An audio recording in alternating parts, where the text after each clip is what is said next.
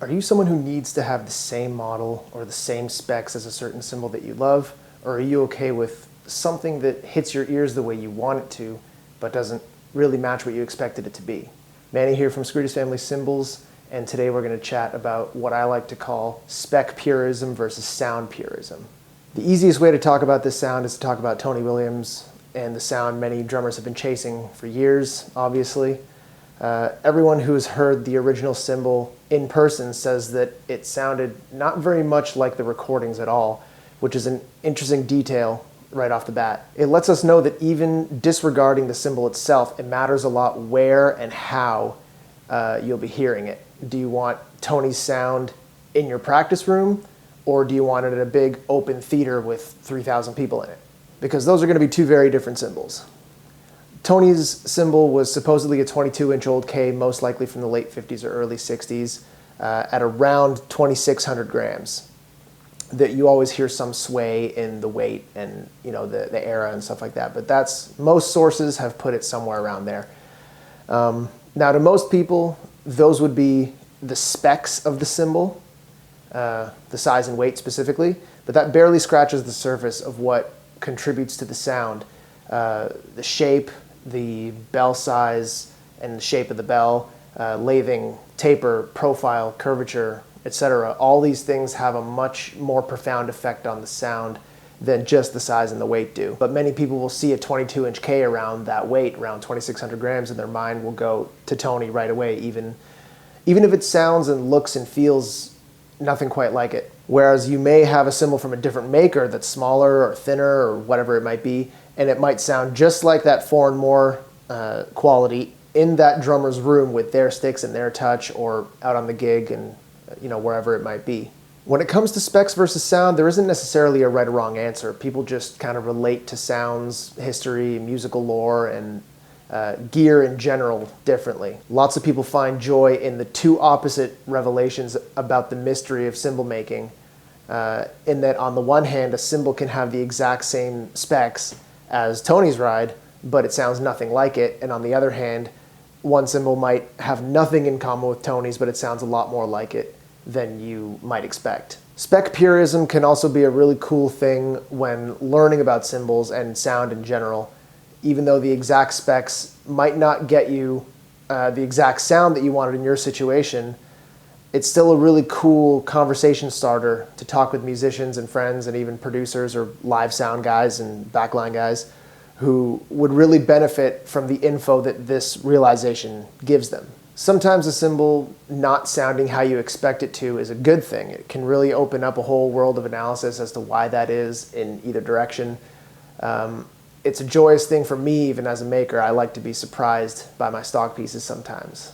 Commissions, not so much. I want that to sound the way I want it to sound, but with stock pieces, it can be a really interesting thing to have the specs kind of coalesce into something that is different than what you would expect.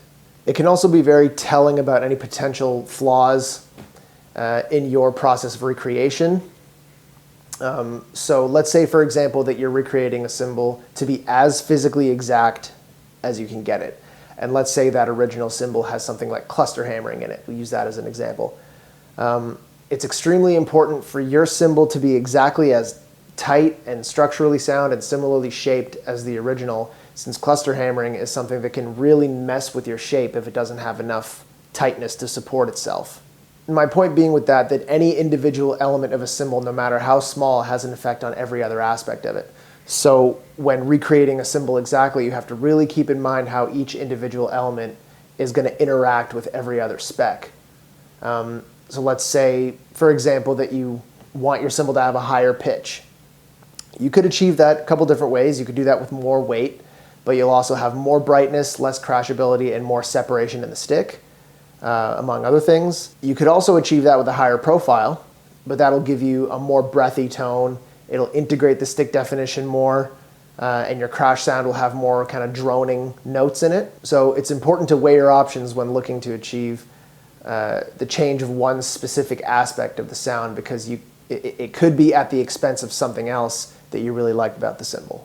Another example of spec purism kind of getting in the way could be something like, let's say you made that cluster cymbal just a little bit too soft. Clusters have the tendency to displace the profile of the cymbal in the opposite direction, kind of everywhere around them. You have the cluster that's kind of a little tiny circle around here that's pushing up in this direction. So that part of the cymbal going up right there wants to drop everything around it.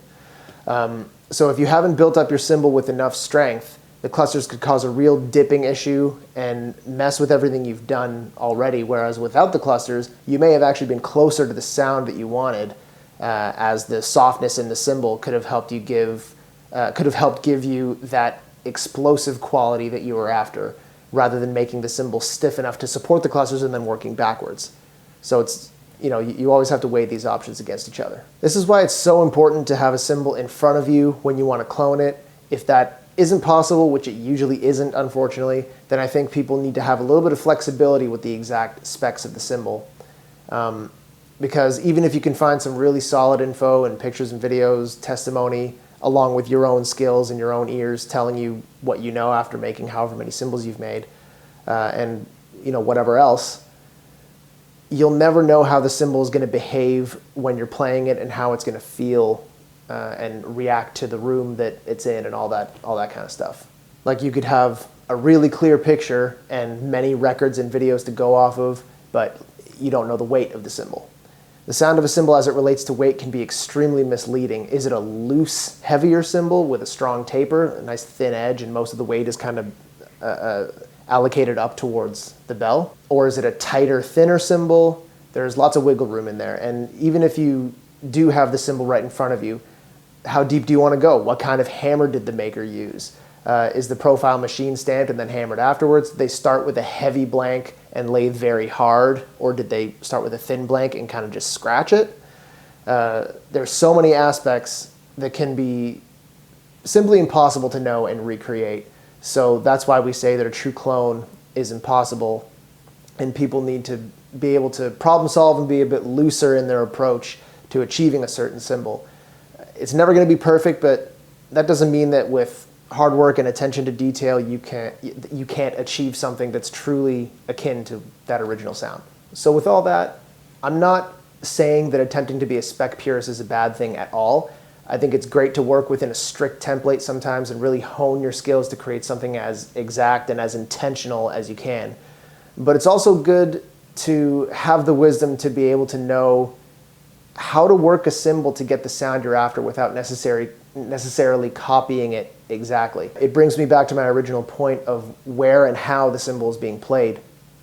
If someone loves Tony's sound on 4 and more and they want that for their practice room, if you replicated the 4 and more cymbal exactly, they would most likely not be happy with that sound right in front of them, because of the 4 and more cymbal, as we established, was played mixed through a live recorded band in a big theater with certain mics placed in certain positions, played with Tony's hands and sticks, recorded, mixed, and mastered through certain equipment, and then compressed and digitized into Spotify 60 years later before it even reaches your ears. So there's a lot of stuff that's lost about the cymbal itself in that process. And that's a very different situation than someone playing a cymbal in their office or their drum room right in front of them.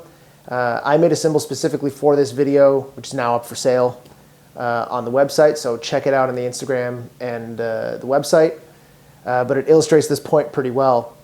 I was going for a 4 and more kind of sound, but I wanted that sound to be right in front of you, not in an auditorium with mics. And the best way I knew how to do that is with weight removal. So a thinner cymbal with all the other specs remaining the same will give you a more relaxed and blended sound with less volume and ping.